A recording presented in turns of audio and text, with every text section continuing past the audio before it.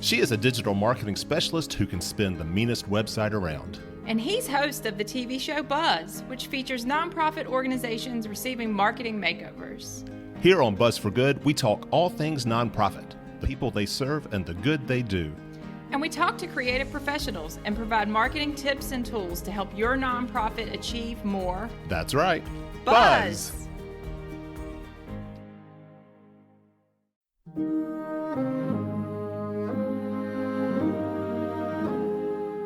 Well, greetings everybody and welcome to Buzz for Good, and I hope you all are enjoying a wonderful 4th of July weekend. In honor of this weekend, we are featuring Boys and Girls Club of Southwest Virginia, which on Monday, the 4th of July, will be hosting its annual 4 on the 4th race at the Vinton War Memorial. It's a vital fundraiser for the organization, and in honor of that, we're going to have a conversation with the Boys and Girls Club's CEO and former Roanoke City Council member, Michelle Davis. We are also going to feature some moments of our most recent episode of Buzz, our TV show. It aired last week on June 29th on Blue Ridge PBS. You can still watch it on our YouTube channel at Buzz for Good, and that episode featured Brain Injury Services of Southwest Virginia. So we'll talk about that in a moment. I am Michael Hemphill, creator and host of the TV show Buzz that airs on Blue Ridge PBS. And on each episode, we feature a nonprofit organization receiving a marketing makeover from a team of professionals affiliated with the American Advertising Federation of Roanoke, who donate their time and talent to help these nonprofits achieve more buzz.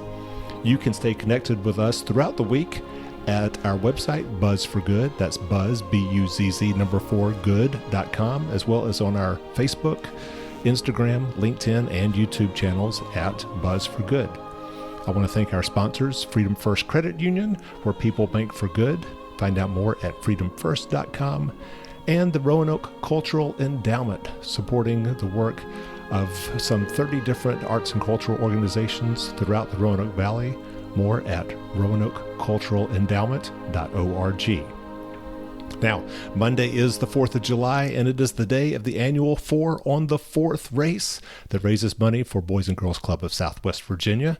You can still register for the race all the way up to its 8 a.m. start time on Monday at the race site, which is the Vinton War Memorial.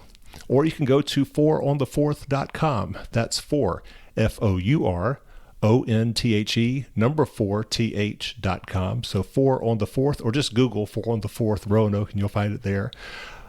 You could also go to the Boys and Girls Club's website. That's bgcswva.org.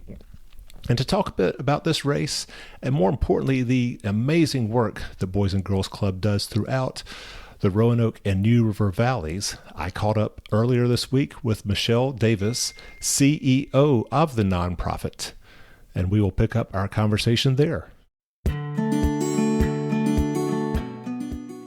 The first and foremost question that comes to my mind is, how come you get to be CEO, whereas so many other nonprofits have to be led by just an executive director?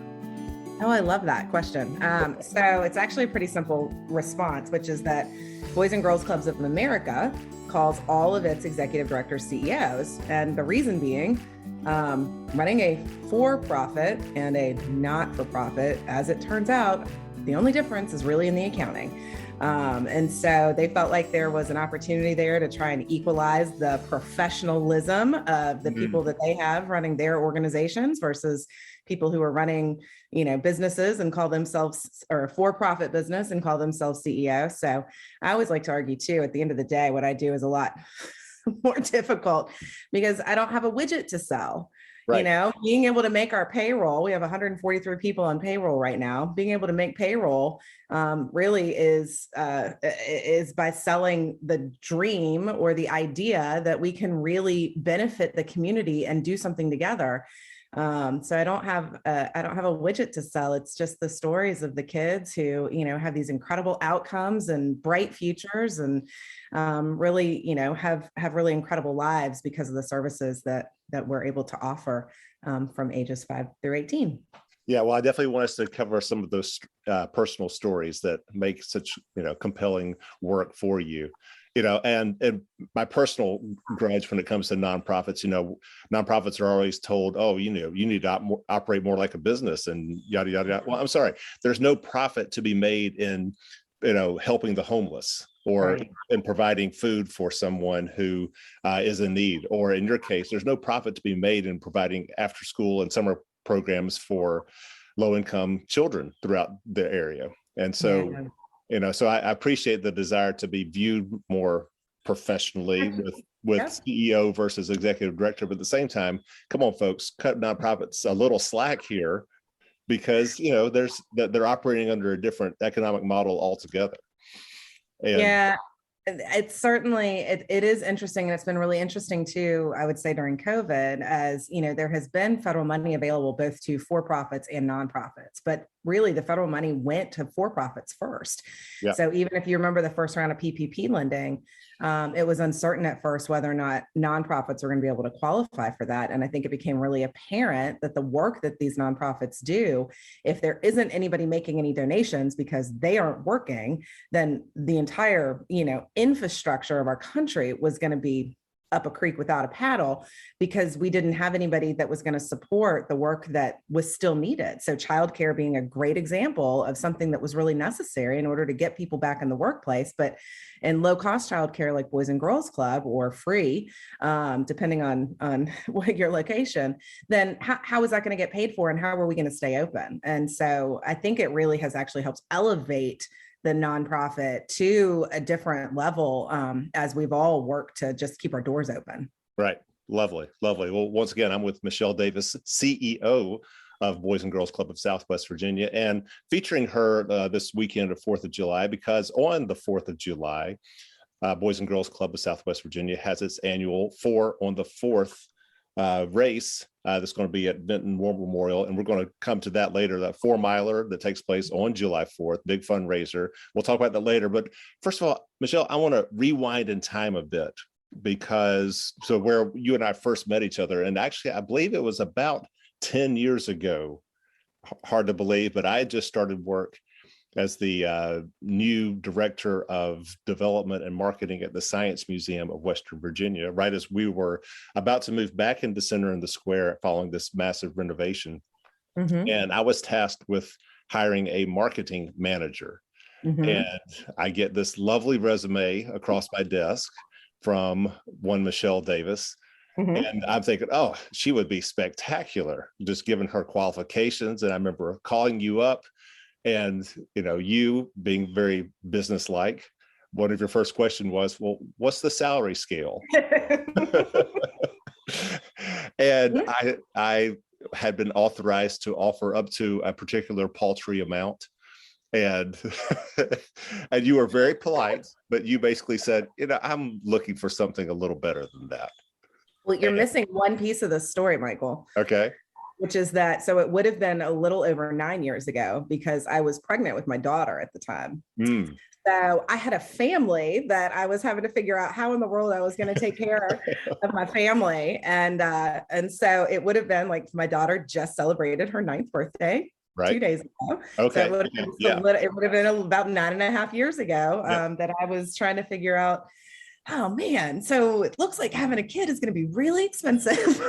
And it's been great running this business, but probably am going to need to have a regular paycheck here for a while. So that was the point in time in my life when you and I met. That is correct. Yeah. And so you then, though, got a job managing the Roanoke Market Building. Correct. Yeah. And did that for, 3 years or so? Yeah. 3 years? Yeah. So the market building had been renovated, if you remember, back in 2010, 11. Mm-hmm. And the renovation happened very quickly. I would probably say it was rushed. There was a timeline imposed on trying to get that building reopened within a year's time frame. And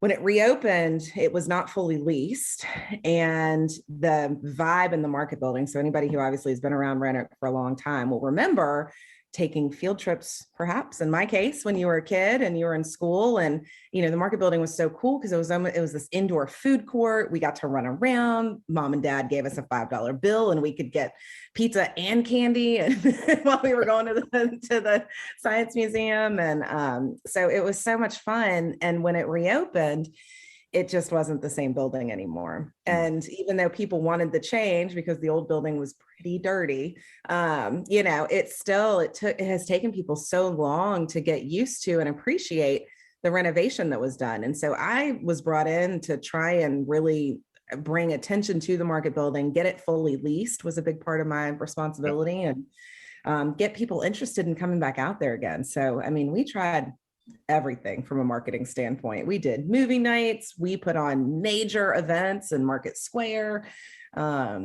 And I think slowly but surely people are getting, most people nowadays don't even remember the old market building. So right. That was almost before my time. So yeah.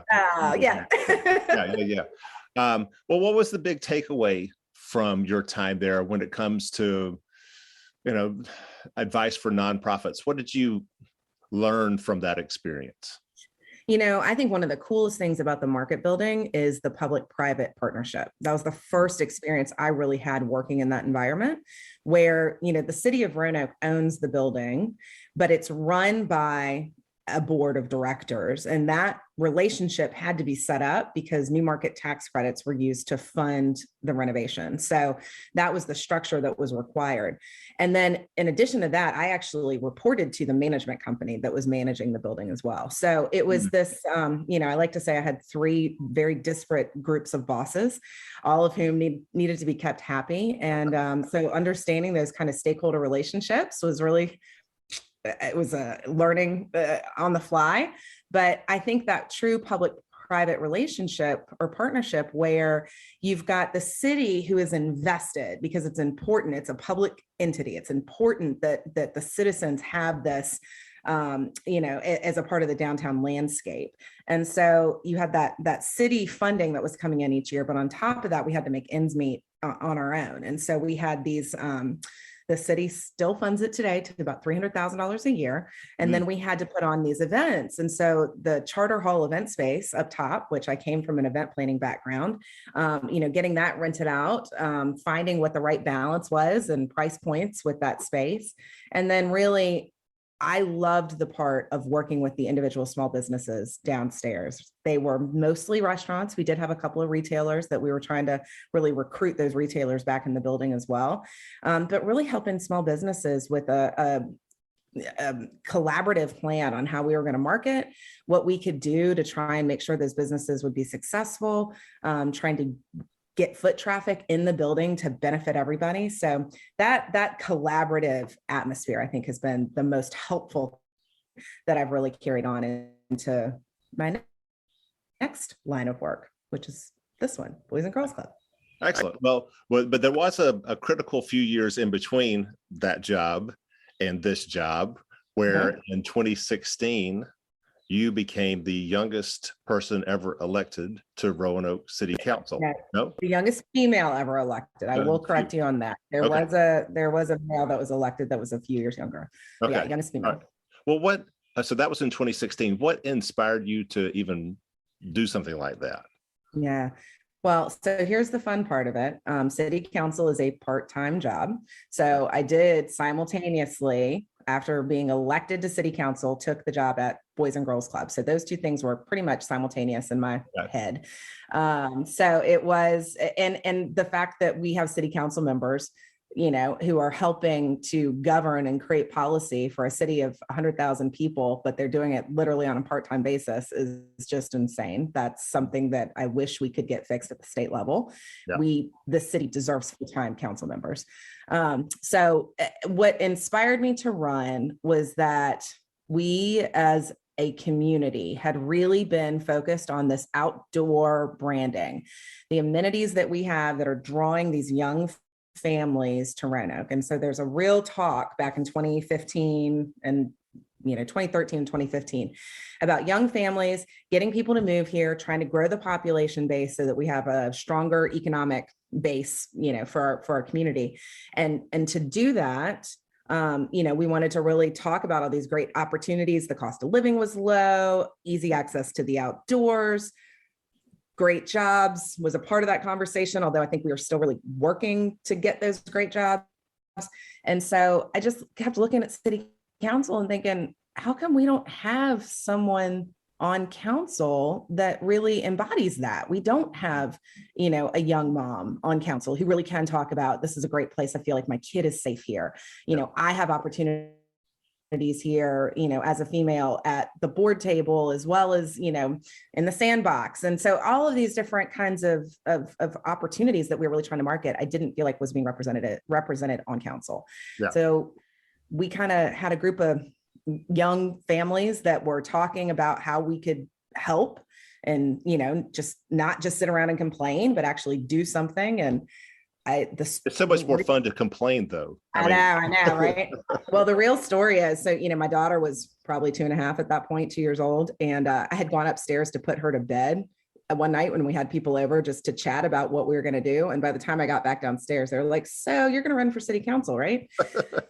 And I didn't say no. It wasn't really an ask. It was more of a, you're the only one that's crazy enough to do that. So you're going to do it? And I was like, yes, let's give it a shot and see what happens. Mm-hmm. Bravo. Hey, well, yeah. Once again, here with Michelle Davis, CEO of the Boys and Girls Club of Southwest Virginia, featured here on this 4th of July weekend, because on the 4th of July, Monday, Boys and Girls Club of Southwest Virginia will be hosting its annual 4 on the 4th race, taking off and ending at the Ben Moore Memorial. And we'll get back to that in just a second. You can still register for the race, I assume, but we're going to talk about that in a little while. But go ahead and mark your calendars for Monday, 8 a.m. for the 4 on the 4th race benefiting Boys and Girls Club. So you said simultaneously you're on Roanoke City Council, and you're now CEO of Boys and Girls Club of Southwest Virginia. What did you learn about nonprofits while serving as a Roanoke City Council member? Was there one takeaway? Yeah, well, so one I was going to throw out there, and this actually is one of the answers to this question. One of the things I learned about nonprofits is that it was really important that I was elected to Roanoke City Council as an independent council member, not affiliated with any party. I quickly had people who were considering making donations to Boys and Girls Club, who knew that I was also in the city council role, who would ask, unabashedly asked, well, are you a Republican or are you a Democrat? And when I could say I was an independent and elected as an independent, it kind of calmed that conversation, because people were very one or the other and didn't want to support the entire organization if I went the wrong way. Right. So that was a really interesting, I still today believe that all council members should be elected as independents. Party affiliation should not matter at the local level. And so, I stand by that. But the other things that I think were really important was I was able to learn the work of all the other nonprofits in Roanoke. Yeah. So, the city typically funds nonprofits through their human services budget process each year. I think it's usually about $400,000 that the city of Roanoke is giving out each year through its budget process. And so that has been, I was able to really learn a lot about the work of other nonprofits, other youth serving nonprofits, the folks who are really helping take care of, the parents that I oftentimes were seeing come through our doors too. And so just having those relationships with the other CEOs and executive directors at the other nonprofits became really, really important.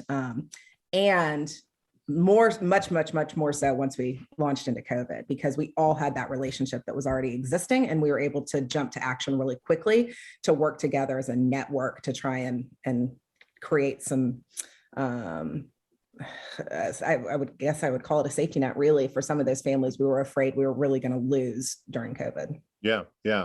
Well, one of my big causes with Buzz is trying to feature the work that nonprofit organizations do. And I look around some of the episodes that we have covered on our show, Ram House, helping homeless individuals in Roanoke, Feeding Southwest Virginia, Southwest Virginia Ballet, Mill Mountain Zoo. I mean, on and on and on. And all these nonprofits are doing what I would consider vital work in the community. And I'm wondering, I mean, I wish that there was some kind of analysis that was done for individual citizens, taxpayers, to recognize how much taxes are being saved because we have this nonprofit system in place. I mean, is there any numbers that you know about that, like what would the city's budget have to be in order to fulfill all of the services that nonprofits currently provide?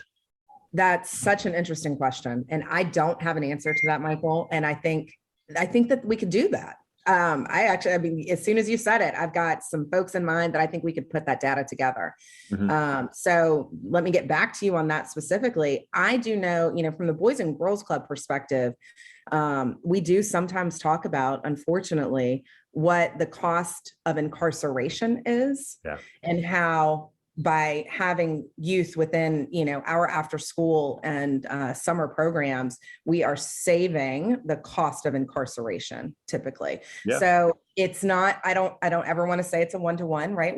Obviously every kid who comes to our program is not at risk at going to jail, but we do have kids that we know who, by having activities after school, by having an adult who expects them to show up after school, not to go hang out on a street corner, not to go hang out in their friend's basement, whatever it is, but they are expected that they are going to show up at Boys and Girls Club because they are potentially working for us, earning a paycheck.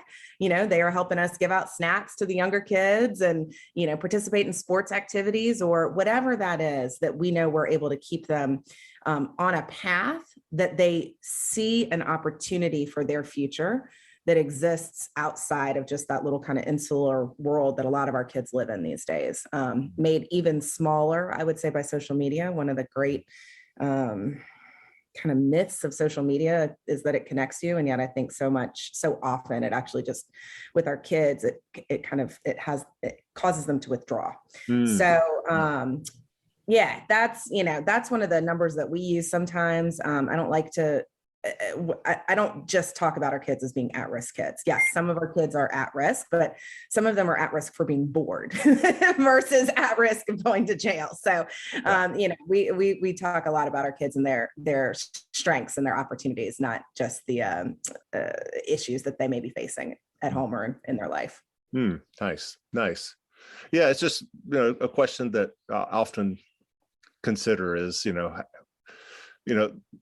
other countries don't have the same nonprofit structure that we do, but they certainly pay 50% taxes, and their government provides. Government provides so much. Government takes care of the homeless and provides food and pensions and after-school programs and maternity care, maternity leave, and preschool education, and on and on and on. Anyway, I didn't know if you had a perspective on that with your time on Roanoke City Council. No, the perspective is that there's never enough to go around, ever. And I think the city does everything it can to try and provide money to programs that are impactful. So if you can prove as an individual organization that you are impacting the community that you're serving, or the population, the demographic that you're serving, and that demographic is something that the city is concerned about. So whether it be the homeless, whether it be youth, whether it be pregnant moms, whatever it is, the city really does do all that it can to try and support as many organizations as it can. But it supports in a way that they never want the city to be the primary funder. And I think that's important too, because if the city's the primary funder, then it might as well be a city, it might as well be a governmental organization, not a non-governmental organization. Yeah. Nicely put. Once again, with Michelle Davis, CEO of Boys and Girls Club of Southwest Virginia, which on Monday, July 4th, will be hosting its 4 on the 4th 4-miler fundraising race, starting and ending at Benton War Memorial. And now it is time to turn our conversation to the work the Boys and Girls Club of Southwest Virginia does. You mentioned at the start of our conversation these inspiring stories, personal stories of your kids. So is there one particular story that comes to mind? If you could only tell one story about one of your kids to really connect with a potential donor or sponsor, what whose story would that be? Not by name, of course, but what's the situation? Michael. I have 40 stories. I can't just tell you one. All right, well, give me a couple, whichever comes. Well, so I'll tell you one, and this goes to that. Let me tell you about the strengths of our kids, not the opportunities where not just the kids that we worry about. So here's a strength-based one. We have a scholarship fund that was just started less than 2 years ago. And the scholarship was able to award $13,800 in scholarship funds this year to 2 students. One of the students was a student who had been with us in kindergarten when we had a club out in Bonsack. And we don't currently have a club in Bonsack. It was a couple of years, but at the time he was a kindergarten student and participated in an art contest that we do every single year for Black History Month. And this kindergartner drew a picture of Barack Obama, and he got second place in the art contest across the entire club. And it's voted on by the public. It's in partnership with US Cellular. And so they vote on it. He got second place and got a gift certificate, we do Visa gift cards as the prize. And I think it was probably like $200, pretty significant for a kindergartner. But listen, that student graduated from high school this year and received one of our scholarships. And he is going to Savannah College of Art and Design and credits Boys and Girls Club and that Black History Month art contest as really kicking off his desire to be an artist. His mom told the sweetest story when we were able to meet in person, sent us a really incredible photo of a piece of art that he has that's being hung somewhere in Washington, D.C. He's being honored with this art being hung in D.C. even before he gets to Savannah College of Art and Design. And it was one of the coolest stories because here's this kid who, what he got out of Boys and Girls Club was the opportunity to explore his artistic abilities. So that's a really cool, this just happened. Chills. And then, chills. Yeah, isn't it awesome? I mean, and for those who haven't heard of the Savannah College of Art and Design, or SCAD as it's also known, I mean, that's like one of the top art schools in the country. Yep. Wow. Yeah. Look, you gave me chills too. Wow. So really that was awesome. And, one of the other stories I would tell you is, we have another student this year who also received a scholarship award. He has been with us since kindergarten and has continued to be a club member every year. So you're thinking 13 years of being a Boys and Girls Club member. And this student, this really incredible young man, is going to JMU this year and was able to receive a scholarship as well. But he credits the club with being a place where he felt safe. And so as a young man, his story, and he tells this publicly, I won't use any names, but he knew he tells it that he knew he was different, couldn't really figure out why. He is a tall, just teddy bear of a human being. And he said, I just knew that something was different, something was wrong. And he said, and I really felt like I was going to be made fun of. And so he said he, started telling a couple of his peers at Boys and Girls Club, and it was the only place he felt safe to come out as being gay. And so he, as a middle school and high school kid, was really just tormented by, he had this stereotype that he felt like he was supposed to fulfill, which is, this big African-American, gentle giant of a human being. And so yet inside he had this feeling of, that he didn't quite fit in. And it was a mentor that he had through Boys and Girls Club on one of his really dark nights, as he tells it, that he called and said, I need help. And this mentor, who also is a pastor, and had worked for us at certain periods of time, really great human being. And I do wish I could mention names, but I'm not going to, just because these people are really incredible. Sure. But took him out and said, God loves you just how you are. And you don't need to worry about what anybody else thinks, because you were made the exact way that you were supposed to be made. And I wish you could hear the student tell the story, because it's much more poignant coming out of his mouth than it is mine. But he's going to JMU this year. His family is incredibly proud of him. We're lucky to know his whole family too. Has a younger sister who's still with us, and really just inspires our kids every single day. He's working this summer, and he's in one of the young classrooms, the first grade classroom. And it's so good for me to go back and see, this incredible young man who is really already giving back to his community in that way too. So.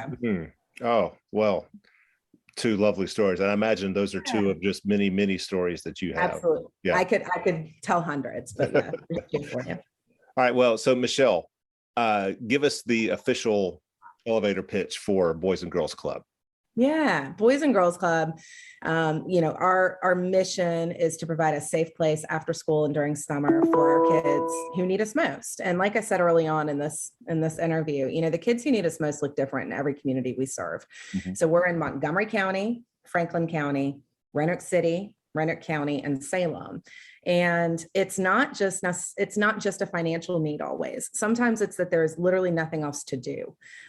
We don't have any other opportunities for kids to be safe in that particular neighborhood. Or we've got one school that we serve in that has a large ESL population. And so, their after school programming was not reaching the ESL population. So these kids were going, home to empty apartments at the end of the day. And we were able to come in, provide free after school care so that we knew all these kids were going to have a place right there within their school to stay until a parent could be home with them in the afternoons.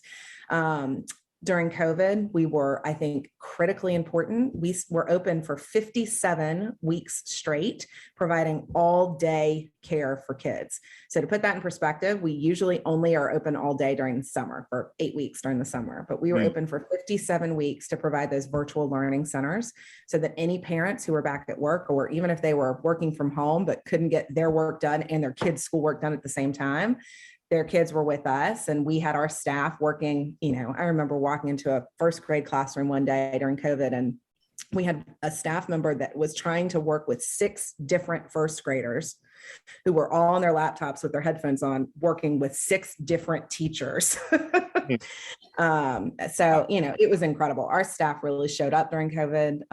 And I think it just really helped place some greater importance in the minds of the community on childcare. Really, it is not just, and I always try and differentiate, right? We are not just childcare. We are youth development, which means we're working not just on academics, and I think academics are incredibly important, but also teaching our kids how to live healthy lifestyles, whether that be healthy physically or healthy mentally, and then also making sure that our kids have opportunities to learn how to give back to their community so that when they graduate, they know that it's not about how much money you have, whether or not you can give back. It's about your heart and what you do every single day to impact the community that you live in to make it better. Lovely. Lovely. How many kids do y'all serve each year? We're usually hovering around 1,100 total youth served every year. Our goal is to get up to 1,200 and then hopefully up to 2,000 within the next 5 years. Wow. So we've got space within our existing programs to grow. Mm-hmm. Our biggest hindrance so far has been hiring, just like this is where we get back to the CEO versus ED part, right? Which is that hiring for us has been just as difficult as hiring for any other business in town. And so we have had to compete in a way that, we've got all of our starting wages up to $14.50, which I really am proud of. And that's we want exceptional. Yeah. Well, we want people to know too that this is a profession. Yeah. It's not just a summer job for college kids. We love that, but there are opportunities within youth development or within Boys and Girls Club, to work even at the national level. And there's tremendous opportunity within Boys and Girls Club to grow your career. And we have several people who work with us who have been with us 10, 11 years who really are growing their career within Boys and Girls Club. Wow. So listen up, everybody. Boys and Girls Club is hiring for $14.50 and 50 cents an hour. I mean, that's just the starting wage, Michael. We go up from there. Wow. Working for a CEO as well, not just an executive. Not just an executive director. That's right. Fabulous. All right. So Michelle Davis, CEO of Boys and Girls Club of Southwest Virginia. I imagine that you rely on fundraising to fund a lot of your budget. One of those main events is coming up on Monday, July 4th, on the 4th race, starting and ending at Vinton War Memorial. Tell us about the race. Yeah, so this is our 11th year of this race. It predates my time at Boys and Girls Club, and it's in partnership with Fleet Feet. So, it is a really well executed race, which I love. We have always done this race out of Roanoke City, and I love doing it in downtown Roanoke. But this year, due to some staffing shortages, they didn't have the capacity for us to use our previous race route. We didn't want to move it to the Greenway because I think we have a lot of races on the Greenway. So we made the decision to partner with the town of Vinton this year. It's also one of our newest Boys and Girls Club locations, which is over there in Vinton, serving Herman L. Horn and GW Carver's in Salem, serving Herman L. Horn. And it is out of the Vinton Baptist Church site, which is really cool. So we have a great community in Vinton that we're building. And so Vinton, the town of Vinton, has partnered with us this year to put this race on. They have a lot of experience with Ironman coming through their town nowadays. So it's awesome. The race route is phenomenal. I've personally run it. I couldn't walk for a couple of days afterwards, but that's because I'm not in shape, not because the route is difficult. And so we're just really excited. We typically have around 600 runners who participate in this race. I will tell you, our registrations are down this year. And I think there's two reasons. One, new race route. People don't know where to park. That if you haven't done it before, you get a little concerned. So I want to tell everyone there is plenty of parking available. You will not have an issue parking. That was one of the reasons we chose this location. But two, I think we've got a lot of people who are finally getting out of town for the first time in 2 years, especially with the 4th holiday being on a Monday this year. So even if you are out of town, we still have the virtual option this year. So we encourage everyone to please sign up. This is critically important for us. I'll tell you right now, one of our main needs at Boys and Girls Club is snacks for our kids. We are writing grants for snacks. We're begging for snacks to be donated. In our summer programs, the federal feeding program. So even whether we're partnered with Feeding Southwest Virginia, one of our feeding partners, or with the school systems, they only provide 2 meals a day. And that's wonderful. But we've got some kids with us from 7:30 in the morning until 5:30 at night. And so we are supplementing all of the rest of the food during the day. And I'll tell kids you, eat. Oh, I was going to say, so one of the other issues is that the federal feeding program has the same portion size, whether you are 5 years old or 15 years old. And I don't know how many 15-year-olds but they eat. And so we are having to supplement a lot of food. And so that's one of our biggest needs right now. And one of the things that this fundraiser really helps us accomplish as we close out summer camps and go into the next school year. Excellent. Okay. So give me some details on the race as far as how much does it cost? Where would I go to register? Yeah. So the website, we tried to make it real easy, is fouronthefourth.com, but FOUR on the number 4 TH. So if you Google 4 on the 4th Roanoke, you'll find it no matter how you spell all the 4s and 4ths. But it's through Run Sign Up. Registration is $35. I believe it's still $30 right now. And we've got, a great t-shirt this year. I always love, we've got Press March locally who does our t-shirts. It's a beautiful soft blue shirt this year. You've got medals. I will tell you, our post-race party is one of the best. We've got Texas Tavern hot dogs this year. I mean, who doesn't love a hot dog at 9 o'clock in the morning, but it is the 4th of July. We have people that ask for them. And after running 4 miles, you can eat anything. We've got Krispy Kreme donuts at the finish line this year. We've got bagels. We've got watermelon. It is the perfect way to kick off your 4th of July holiday with your family. It's an opportunity to go out, get active, and then come back and start the barbecues early. So we hope to see, and the weather's going to be good. That's one of the things we find people really hold off until the last minute to register, but the weather's going to be perfect this year. We do it early, get you back, cold towel at the finish line, and some great post-race food. Nice. All right. So 4 on the 4th, FOUR on the number 4 TH.com.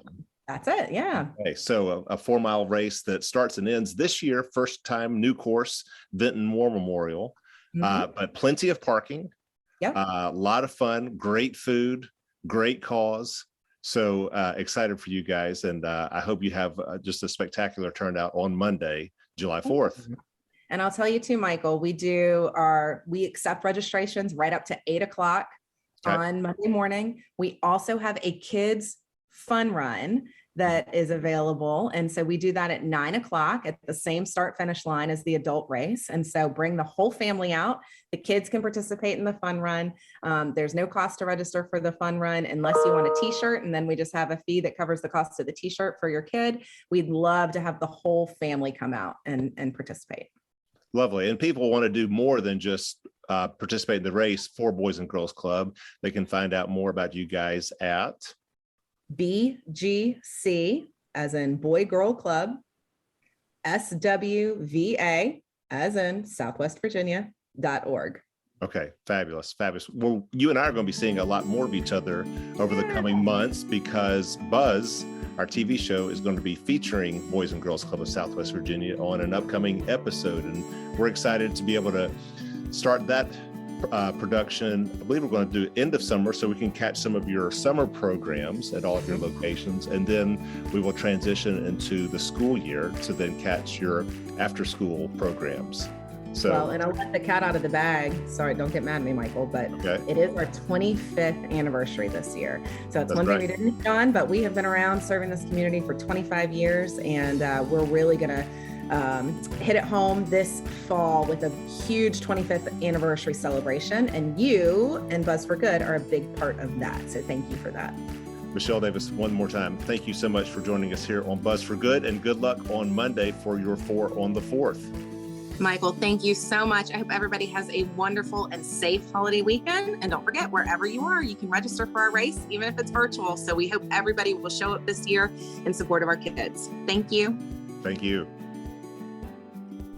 Once again, to find out more about Boys and Girls Club's 4 on the 4th, go to 4onthe4th.com, FOURONTHE, number 4TH, 4onthe4th.com, or BGCSWVA.org. Speaking of websites, please stay connected with us at buzzforgood.com, BUZZ number 4 good.com, or on our social media channels, Facebook, Instagram, LinkedIn, and YouTube at Buzz for Good. And on our YouTube channel, you can find our most recent episode of Buzz that aired last week, June 29th on Blue Ridge PBS, featuring Brain Injury Services of Southwest Virginia. I am going to share some audio from the show here on today's Buzz for Good, and I hope it'll inspire you to go to our website or YouTube channel to watch the half-hour show in full. It was really an inspiring, heartfelt episode featuring some amazing people and amazing families who were served by Brain Injury Services. It's actually our 21st episode featuring nonprofits throughout Virginia and providing them with marketing makeovers to help them do more and better and achieve more buzz. In this first clip, you will hear Jody Judge, the Executive Director of Brain Injury Services, along with Marketing Director Alex Barge and Program Director Stacy Nichols. They share the mission and the work of Brain Injury Services of Southwest Virginia. I'm Jody Judge. I'm the Executive Director with Brain Injury Services of Southwest Virginia. I am Alex Barge. I am Director of Development and Marketing with Brain Injury Services of Southwest Virginia. We are a nonprofit that serves children and adults who have acquired a brain injury. So folks who have maybe had a stroke, had a brain tumor, have fallen, have been part of a car accident. Our service area is the second largest service area in the state of just over 14,000 square miles. And so we run the gamut as far down as the very tip, far southwest. We go all the way up to Allegheny and over to Campbell, Lynchburg, and then kind of south side central to Charlotte and Halifax. Our services are person-centered, so it's based on the individualized goals that our consumers come to the table with. So we had a great story about a consumer, which is what we call our clients, consumers, who wanted to go into his backyard just to watch birds. And he was unable to do so because it wasn't accessible, because there was steps to go in the backyard. And so our case manager was able to find a local organization, Bland Ministries, who were willing to come out and build a deck for him. So they purchased the supplies and built a deck. And so it's hard to convey that, I mean, it's easy to say Bland Ministries did this, but it's hard to convey that it would not have happened without a case manager finding the resources for him to do so. I'm Stacy Nichols. I'm the project director here at Brain Injury Services of Southwest Virginia for our telehealth services. So we have some programs where we provide things like mindfulness or yoga or music therapy or art therapy, Tai Chi. We have many, many different types of programs that we provide, and all of these are data-driven. We know from the scientific research and the literature available that these programs are very beneficial to help our brain injury survivors continue to learn and grow post-injury. We also offer a PALS program, and we're really excited about PALS. A lot of times you'll see after injury, because there's a change in the individual. Sometimes it's a change in mood, behaviors, or simply the ability to do some of the things that they were able to do before. Their friends drop away. They become more isolated. And so although our other programs focus more on those things that keep them independent, there's still that need. There's still that need of socialization and companionship. And that's what PALS provides with volunteers throughout the community. Alex Barge witnessed Brain Injury Services in action long before he started working there. As far back as he could remember, his mother struggled with a variety of mental and physical challenges. In 2011, she was diagnosed with having suffered a brain injury at a younger age, perhaps from an abusive relationship. Jody was actually her case manager, and they helped her with getting organized. So she had challenges taking her medication, so they helped figure out a good system for her that worked for her to be able to independently do that. They helped her balance her budget, which I studied accounting in college, but she didn't want her son to help her balance her budget. She wanted to be able to do it on her own, but she was happy to accept the help of Brain Injury Services for that. So we were founded in the year 2000 after Fran and Greg Rooker experienced a traumatic event with their son Jason Rooker. And it was out of that experience that they realized there was no one in our area that could assist families that had a loved one who had experienced a brain injury. So they developed the Jason Foundation, which then also founded Brain Injury Services of Southwest Virginia. And they started in the New River Valley. And that is why the name Brain Injury Services of Southwest Virginia was the perfect name at the time. Jason did a beautiful painting that encompassed these butterflies, and it hangs in our office here as a reminder of why we're doing the work that we're doing. And that is what caused us to choose the butterfly as our logo.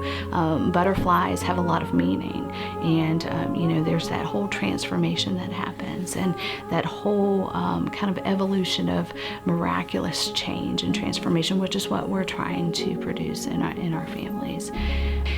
So through the years, not only have we evolved like that butterfly, we're also grown and expanded to going from just serving the New River Valley to now our footprint of over 14,000 square miles. And so what we're trying to accomplish with choosing the best name for Brain Injury Services of Southwest Virginia is when people hear that, they know what we do and where we serve. Every other day we get a phone call asking if we're a doctor's office or a clinical services, or who don't quite understand what we do. I run into several participants a week who have difficulty recalling the name of our organization, and they have warm feelings towards us and they appreciate what it is that we do, but it's very difficult when you have such a long name for our participants who have short-term memory difficulties to remember who we are. BISSWVA, Bishwa is kind of our nickname, but that's, yeah. So what we hope to get out of rebranding is better convey what we do, who we serve, and where we serve, and hopefully a shorter name. It's a difficult process. We're trying to honor all that has been, as well as capturing our vision for all that is to come. So to help Brain Injury Services of Southwest Virginia, and indeed that is a mouthful, we invited in WordSprint, a print marketing firm and a member of the American Advertising Federation of Roanoke. WordSprint is based in Blacksburg, and they were so generous in donating a pro bono rebranding for Brain Injury Services. And you can see the amazing, fabulous designs and options that they created for the organization by just going to our YouTube channel or website and watching our show. I do want to play from our show the interviews we conducted with 3 families who are served by Brain Injury Services of Southwest Virginia, just to give you an appreciation and hopefully some awe for the work that they do throughout our region. Hi, I'm Macy Weinberger, and we live in Craig County, Virginia. Try to make it. I'm 17. I'm a senior, and I'm about to graduate. While word spread got to work, I decided to visit some families who have been helped by Brain Injury Services. Families like Sherry Weinberger and her daughter Macy, a seemingly healthy young girl until the age of 6 when she was diagnosed with a brain tumor. A surgery in 2011 removed most of the tumor, but she was left with a traumatic brain injury. Brain Injury Services has attended the individualized education plan, which is through the school, her plan for the upcoming year. She has been granted funds for camps like Camp Easter Seals that gives her the chance to get away, to be with other special needs people. They found grants to help her to go to Healing Strides, to do therapeutic riding. Macy is an avid horse lover. When Macy first started riding horses, she was only able to sit on the horse for about 5 or 10 minutes. Now Macy can sit through an hour lesson, and that has been a big benefit for her ability to set up straighter, to have a little more balance. It's helped her to walk a little better. Now that she's 17 and moving into the adult world, Brain Injury Services will be helping to give us direction into finding services for her work, for continued therapies, for camps, for her horse riding, which she dearly loves. They are a wealth of knowledge in giving us information for modifications for the home to help assist Macy in being as independent as possible. I hope as Macy becomes an adult to give her as much independence as possible. I hope she can live the fullest life that we can possibly give her. This has been a scary time in our life. We were given this healthy child, and we were thankful that she is physically still very healthy. It's scary.